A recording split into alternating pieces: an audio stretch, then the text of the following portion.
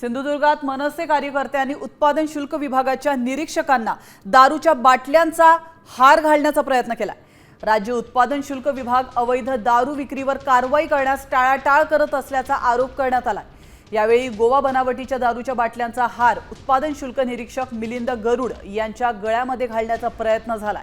यावेळी त्यांनी उत्पादन शुल्क विभागाच्या निरीक्षकांना हप्ते घेऊन कारवाई करण्यास टाळाटाळ करता का असा जाब देखील विचारलेला आहे आणि हा जाब विचारत प्रशासनाच्या ढिसाळ कारभाराचा त्यांनी निषेध केला।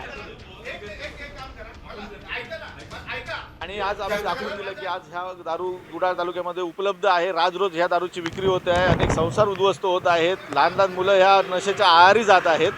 आणि आज आम्ही त्या ठिकाणी आणखीन त्यांना काही दिवसाचा अवधी आणि काही दारू विक्रेत्यांची नावांची यादी पण दिलेली आहे, त्यांच्यावर पुन्हा ह्या डिपार्टमेंट माध्यमातून कारवाई व्हावी, अन्यथा अधीक्षक ओरोस या ठिकाणी आमचं मोठं आंदोलन जिल्ह्याच्या वतीने या गोवा बनावटी दारूच्या संदर्भात घेण्यात येईल।